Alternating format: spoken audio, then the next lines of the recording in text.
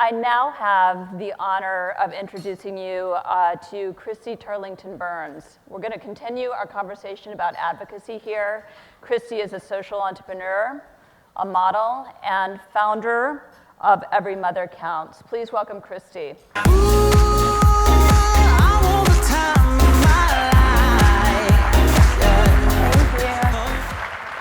Hello, everybody. It's great to be back at, should I be over here? Should I be over here? Wherever you like. It's great to be back at Blog Her. I was here in 2012 and it was wonderful then. And in 2015, it's even more exciting because I have much more to share with you. I became a global maternal health advocate the day that I became a mother, almost 12 years ago. It's also the day that I almost became a statistic. I say that because I had a hemorrhage after I delivered my daughter, Grace.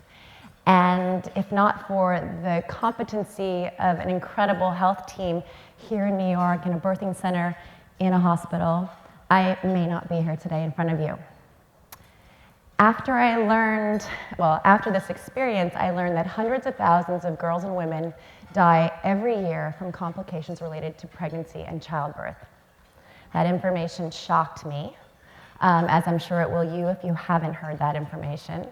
But what it did was it inspired me to learn more and to do more about it. After I delivered my son in 2007, I decided to put all of my time and attention and resources into making pregnancy and childbirth safe for every mother. So I started a documentary film called No Woman, No Cry, which came out in 2010, and we explore maternal health care all over the world, in Tanzania, in Guatemala, in Bangladesh, and here in the US. We lose 3 women every day in the United States from pregnancy and childbirth related complications. Right? Since that time, and since the film, I started Every Mother Counts, which is a campaign dedicated to making pregnancy and childbirth safe for every mother. We continue to use storytelling to be able to educate and empower the public to get involved and be part of the solution. Today, I'm very excited to be premiering one of a 3-part series, soon to be 4, which is called Giving Birth in America. This film is about maternal health care in New York City. Well, New York, actually, generally. So enjoy the film, be prepared to be surprised. Thank you.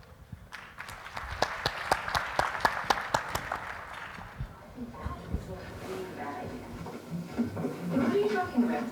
I don't think that we're talking about the same thing here. Having a fling with Chet? Having a fling with Chet?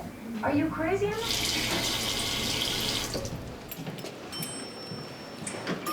After graduating high school, something came over me and I was like, okay, babies and moms is where I need to be.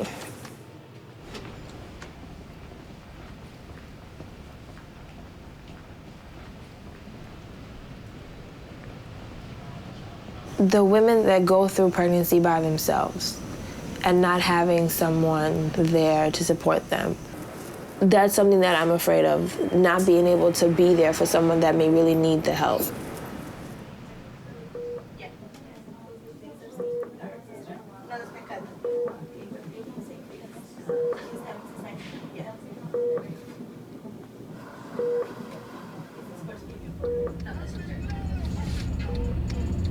The statistics for African American women as it relates to maternal mortality is that moms are about 4 to 5 times more likely to die in childbirth or postpartum within the first year. My thing is, well, where's the humanity in that? There was a need in the community that needed to happen.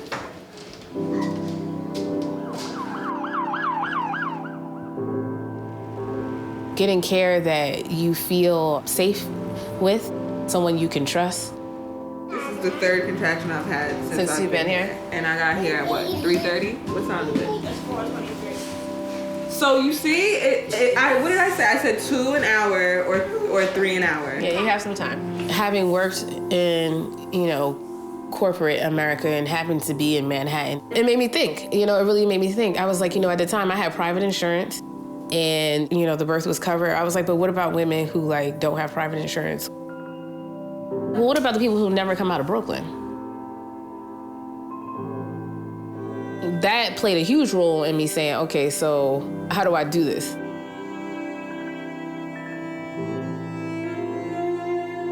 I remember I told my husband, I was like, so I want to leave my job and I want to become a doula. And he was like, what? And she was there, he stayed with her in the recovery room for the 2 days he was there. And they said Started out just me and my house and my living room. And I literally invited moms to come to my house. And I was like, okay, so let's, work this out together. And then one day, I put a call out on a listserv. And I said, are there any other doulas of color who want to work in low-income communities and help to lower the infant and maternal mortality? And about 20 women showed up to my house. So try to get some rest and keep pumping. So a doula is someone who offers emotional and physical support, as well as assist you in being able to advocate for yourself.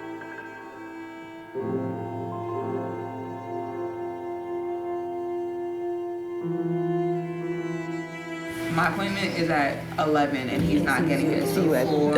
At 3 and you're like, you know what I'm I've been saying? here for hours. And they were like, oh no, like stay with him because he's good. No, they were saying because OBs, like they could be at a birth. And then it was like a second and a third and a fourth time that it happened. And I'm like, listen, maybe he's taking on too many births because it's not supposed to be like this, Exactly. Like you can't expect people to clear their entire day. And just sit there and wait for you. And sit there and wait. Although our primary focus is women of color and low-income families, we see all families.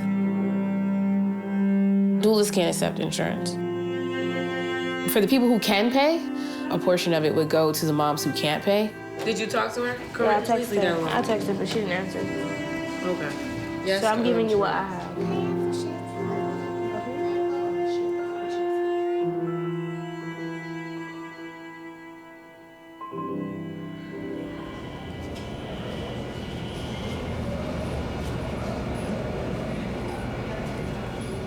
The first pregnancy, I didn't know anything. ¿Y tú te sientes bien, Lisa, en tu apartamento? Sí, mamá, está caliente ahí. Qué bueno. No está frío, Me gracias a alegro. Dios. Qué bueno. ¿Tú estás feliz con tu Está bebé? limpiecito. Era frío el otro, Lisa. Oh my God. Tenía que dormir en el daycare. Ella tenía que llevar la cuna y todo para abajo para yo dormir. Sí, vamos a ver tan chiquito. Ese me enfermó una noche. Pero mira qué bulle tiene ese bebé. ¿Qué le dice más? It's hot? Burns bad. My first pregnancy was when I was 17 years old.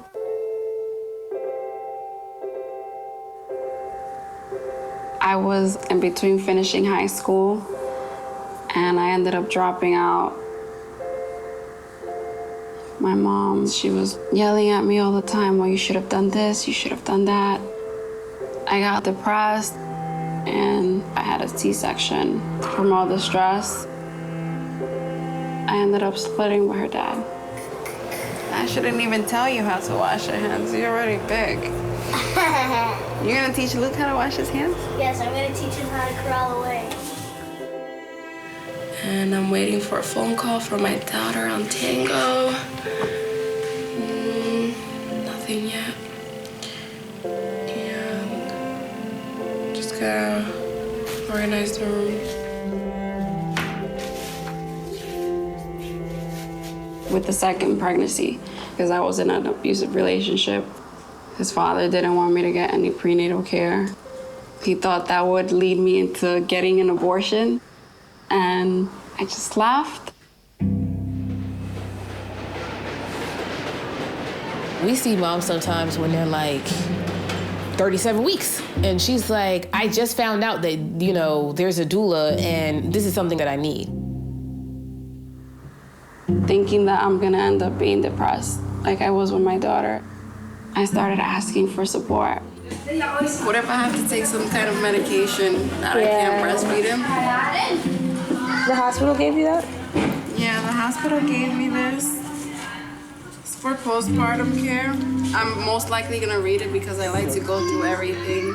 I didn't know I had a choice. Most of them said, once a C-section, always a C-section. I thought that, medical profession would tell me things and okay, that's okay because they're professionals. I was losing sleep. I'm cleaning the room. Yes, I should be sleeping, but She was stressed. She really wanted to have a vaginal birth. The hospital that was near her had a high C-section rate.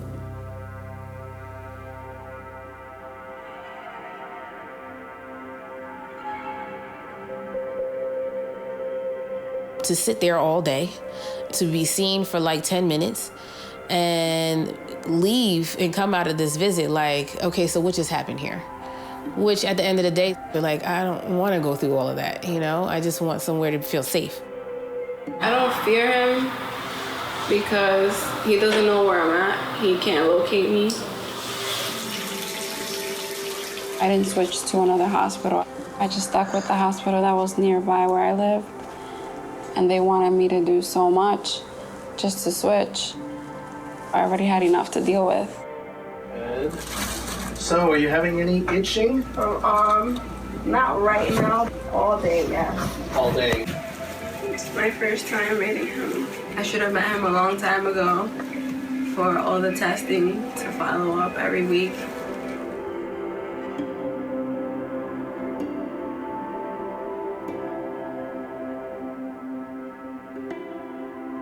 Me losing the pregnancy at any time, it's just like, I want him out as soon as possible. I don't care what I have to do.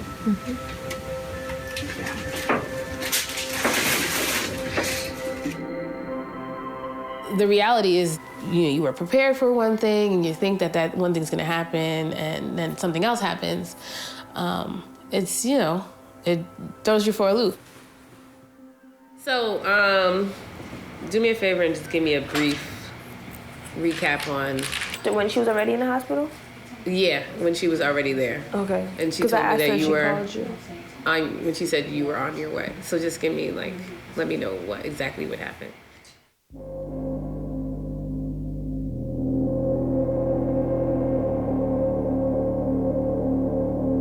She told the doctors, I'm feeling contractions, but it's not that bad. They said you're only 1 centimeter. So she felt like, okay, I could go home. I'm not dilating. They said they don't want to risk him coming out stillborn. I was under the impression that they mentioned something about her being induced. Yeah, they asked her, would she want to be induced? She said no. What are you nervous about? We're about to go into the OR. During her labor, they actually came in the room and said they want to give her the C-section now because of her condition and because they were afraid she would come back with a lawyer to sue them. Moms, you know, they need to feel like someone has their back. A lot of moms have expressed, like, I don't feel that, you know? Or I don't want to go back there because every time I went, they kept asking me, do I want to be sterilized? We want to feel like we're respected.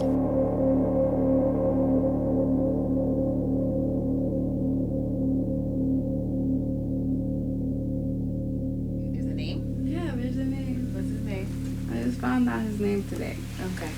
So I named him Luke. Ah, Luke. I like that. Luke. Very nice. Luke, because I had a dream with him before he was born, and he was floating in my belly, and the light was shining from the bottom, and Luke means light. Nice. I like it. Very, very nice. Very, very nice. Hi, Luke.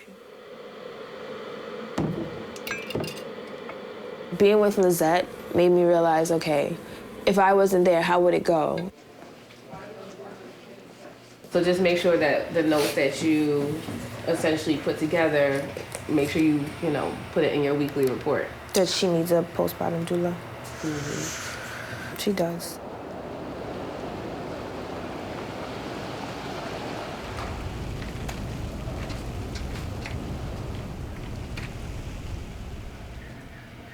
Peekaboo.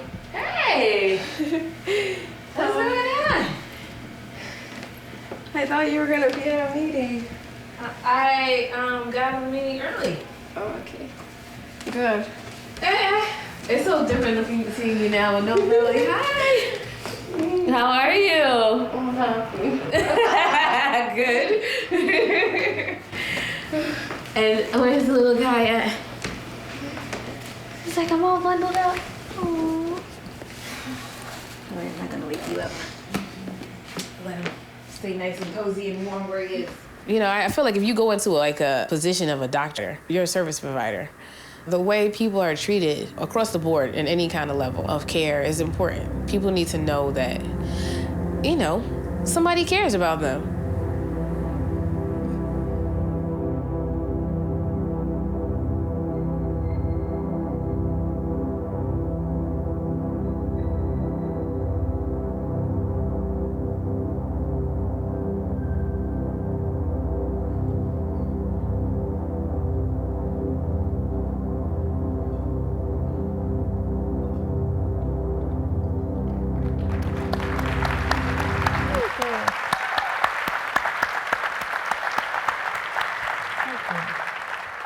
Thank you for that.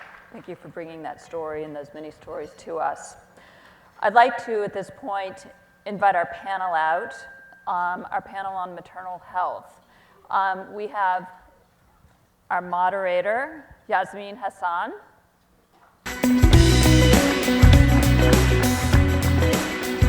We have Dr. Priya Agrawal, Executive Director of Merck for Mothers.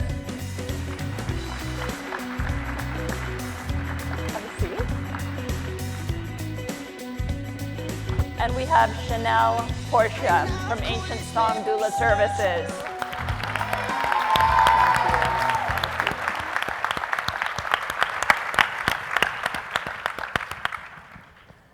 So hello everybody, I am Yasmin Hassan. I'm the Global Executive Director of Equality Now, which is an organization that works on international human rights focused on the rights of women and girls around the world. I am so honored to be here today to moderate this panel of amazing women who have dedicated their lives to improving lives of mothers around the world. Christy needs no introduction, you've already met her. Chanel, you saw in the film, so she needs no introduction too, except she founded Ancient Song Doula Services, which is such a cool name. I couldn't have come up with a better name myself. Thank you. She is very focused on working on maternal health with women in low-income communities, women of color, teenagers, and immigrant populations, and you saw some about her work. And Priya is an amazing director of Merck for Mothers, executive director of Merck for Mothers, which is Merck's $500 million 10-year project to work on preventing maternal deaths around the world. And Priya is a gynecologist and obstetrician and a leading women's health expert. So I have so much admiration for all of your work. Thank you so much for being here. Childbirth, which we just saw, is something, you know, the majority of us as women will go through it at some point in our life. And it's supposed to be, we are told it's supposed to be a joyful experience. I can tell you from my own experience, pain is what I remember, not the joy. It's extremely painful, right? But, I mean, laughing aside, the pain aside, for many, many women around the world, pregnancy and childbirth is something that is fraught with frustration, with dangers, and even death. Every single day, 800 women die of preventable pregnancy and childbirth-related causes.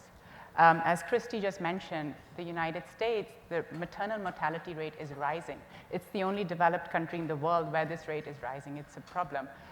Recent statistics show that the US ranked 61st out of 179 countries on maternal health.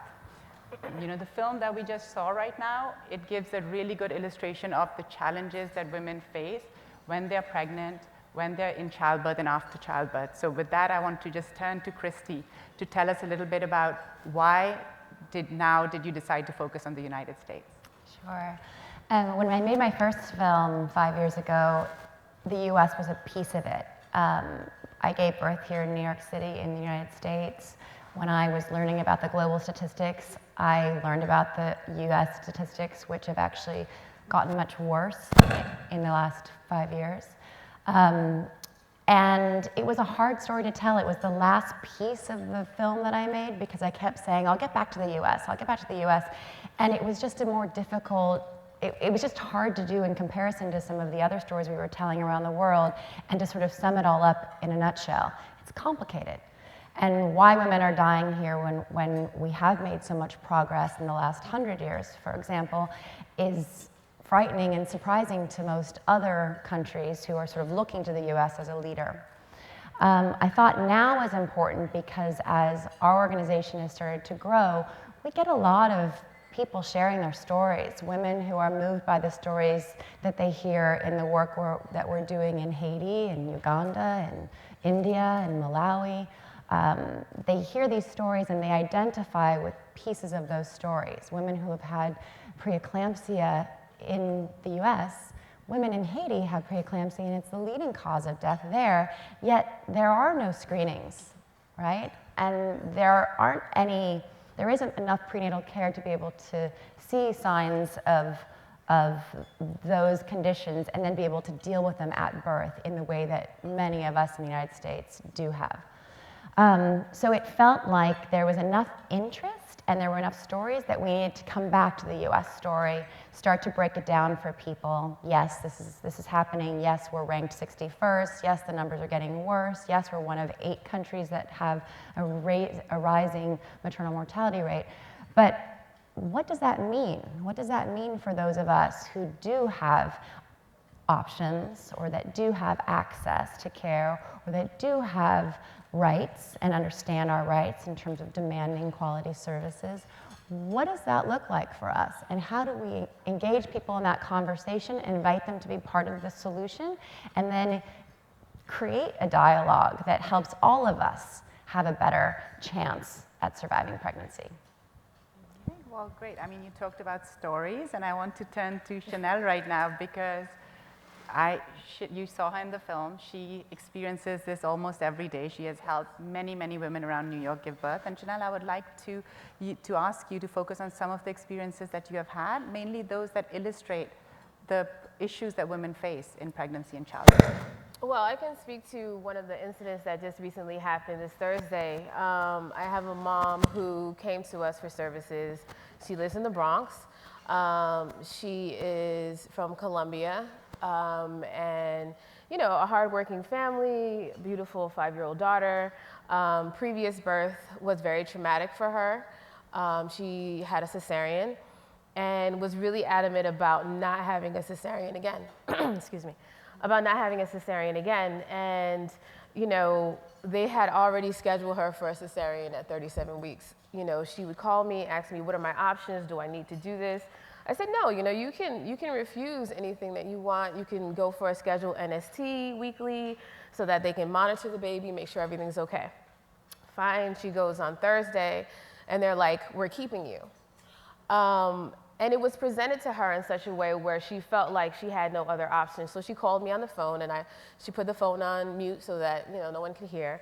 And they're talking to her. So a doctor comes in and says, well, you know, you need to get this baby out.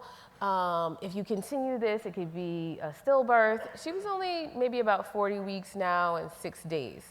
And I've seen many, many births. I've seen home births, I've seen birthing center births, I've seen hospital births. I've even seen women deliver, you know, pushing at 43 weeks. And, you know, they come in and they're kind of like, you can't go anywhere, you need to stay. And she's by herself, she's all alone. And so then the woman leaves and she's like, well, I don't really think I want to do this. Can I just come back in for an NST? I don't want to be induced.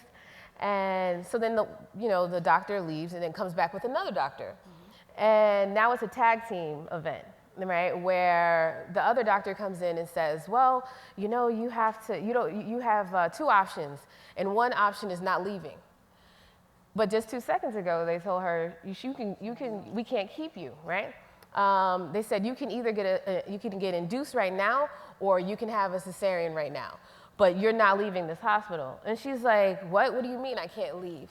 So, you know, she puts me back on the phone, and I'm talking to her, and I'm like, no, you have the right to leave. They can't hold you hostage. Mm-hmm. And now she's afraid.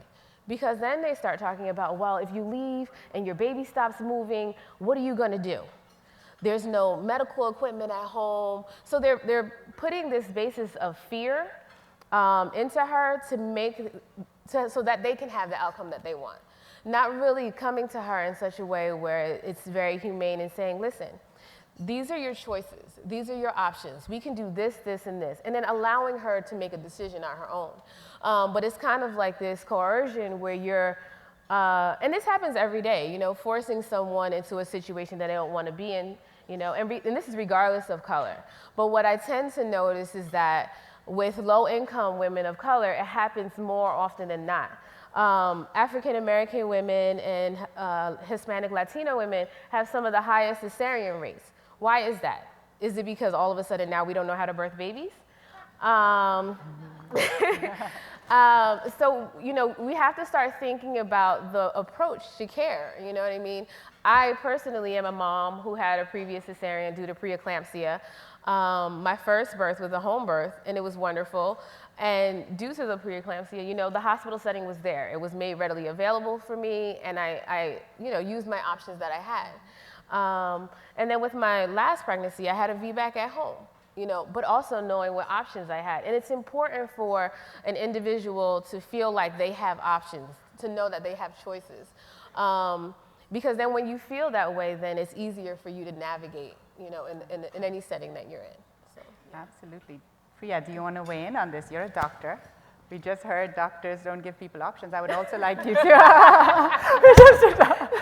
we also, you know, like to hear from you about the issues that complications women face in the US. I mean, can you build on Chanel, what Chanel was just talking about? So I'm going to zoom out a little because what Christy and Chanel have done really done a brilliant job on focusing on the issue of maternal deaths, which are higher in women of color, low income, and other minority groups and disenfranchised women. But I think it's really important to remember that the maternal deaths in this country are the tip of the iceberg.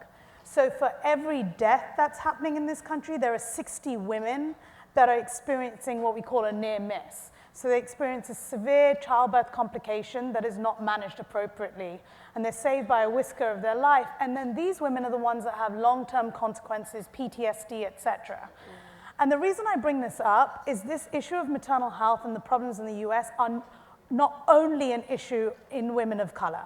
In fact, if you take out the two providers on this panel, which are Chanel and myself, there are two other women on this panel who both experienced a near miss.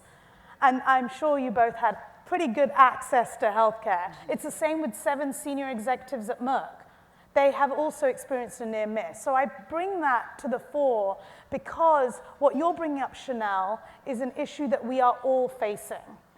So what is the problem? So sure, there's 3 complications that women are dying of or experiencing near miss, and that's bleeding. Both Christy, I hope you don't mind, and Yasmin experienced bleeding in childbirth. The second is a clot, much like the clot you get on a long-haul flight, but it travels up to your lung and can be fatal. And the third is preeclampsia, like the case you described of high blood pressure. But actually what's going on? So the issues are very similar to the developing world, which is why we as Merck, who expected all our $500 million to really be focusing on the developing world, decided we had to do something in the US. So the number one is delay in seeking care. Now that can be for a multitude of reasons. You think you've had babies before, you don't need to go. Your husband says, you know, you need to go to your job. Are you going to go to your prenatal care? The second is delay in accessing care. Now that made sense to me in Zambia, where women in labor have to travel 70 kilometers to get to health care, which is very far away. I didn't realize it was an issue in Camden, New Jersey, where the women in the housing projects can see the hospital they need to be at, but they can't get there because there's no public transport and there are absolutely no taxis that are going into the projects. But the third issue is what you're talking about, Chanel, and that's what's really a concern in a country like the US, where we spend $60 billion on childbirth-related care. And that is on what we should be delivering on, the health system should be delivering on, is a delay in getting quality of care. So very basics.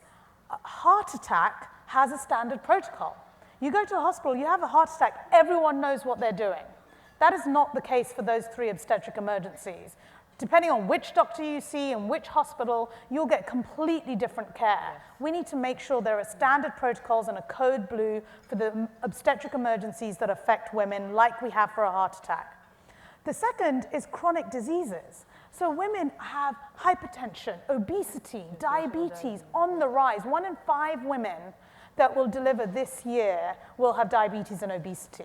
So we need to create systems that work for them. And so I think community health workers and doulas are brilliant. Yes, for the women who are disenfranchised or low income or Black, but also actually I would say there's great evidence to ensure everyone has a doula or some kind of advocate that can support them. Christy, you mentioned to me you had a doula.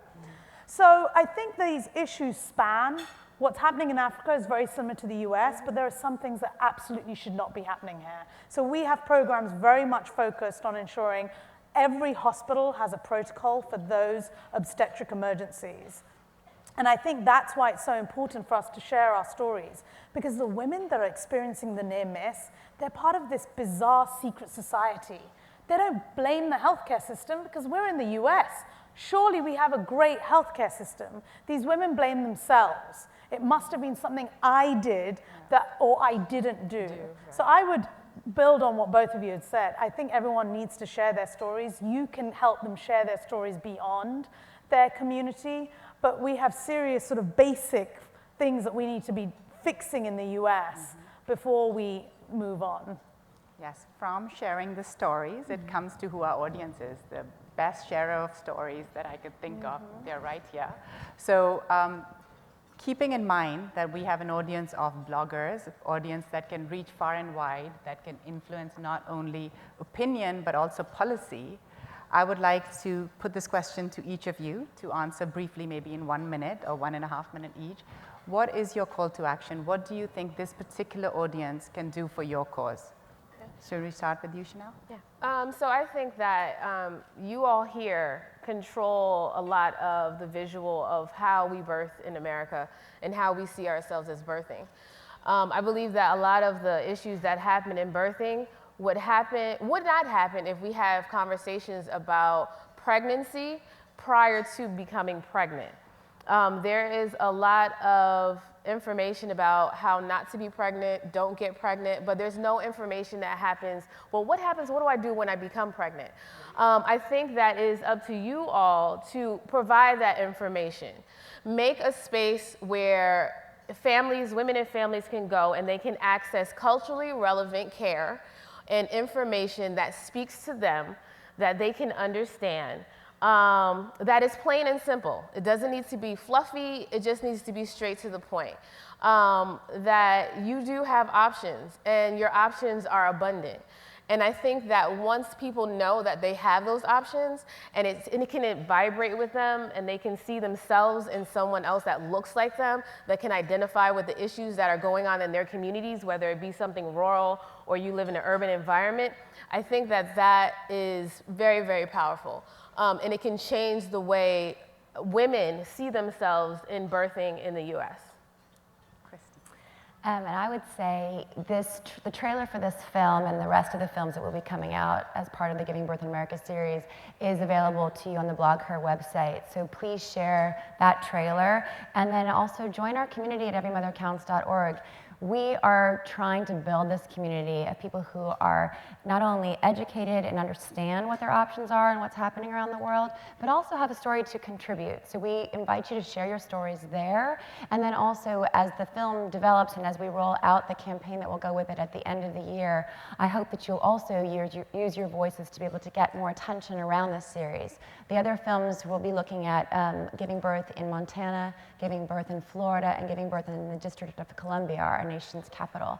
So they're going to be very insightful, and I think they'll be also surprising, but in different ways. And I hope that collectively we'll be able to tell a story with your stories as well. We can tell and help others avoid having these outcomes, these near misses, these unfortunate preventable deaths, these infant mortality cases. Like we know what to do. This is one of those issues that almost all of the deaths are preventable. So if we come together, we can together make pregnancy and childbirth safe for every mother. Yeah, I want to add to what Christy said. These deaths are preventable. So unlike the work we're doing in sub-Saharan Africa and South Asia, awareness can be a huge turning point. So I say be informed and inform, and second, start a conversation that matters. So if that's a conversation with an expecting woman and her family, Chanel's message, trust your gut, trust your instinct, and push back on that healthcare provider. Say, I know something's wrong. I would like you to address it or explain it. If that's a conversation with a physician in the hospital, check if they're hospitals have standard protocols for those obstetric emergencies, because that's a right. And if it's a conversation with a policymaker, ask them what they're doing to make pregnancy a safe and positive experience in their state. Because I think we're all working to make sure no woman dies while giving life. Absolutely. You guys are all amazing. Big hand for you. Thank you all so much for being here. I know that you change the world for the better every day that you're working here, but I do want to big a plug to our audience who's out here. I mean, I know as a women's rights activist that all of us are agents of change. We all change the world in ways big or small, and sometimes we don't even realize it, right? So these guys have told you things that you can do, and you guys are one of the most creative audiences, so I'm sure that you will think of other ways that you can help and get the message out. One way that I can think of right now is Every Mother Counts. It's an NGO. Please drive fundraising support to Every Mother Counts. Through that, you can also support Ancient Song Doula services because they are one of the grantees. That would be amazing. I know that Priya and Chanel are going to be up at the Merck booth, so if anybody wants to talk to them more and maybe blog about it, maybe to interview them, that would be fantastic as well. But I know that once you've heard these issues and once we see what's happening, we have to act. Not acting is not an option. I really believe that. So thank you guys so much for being here.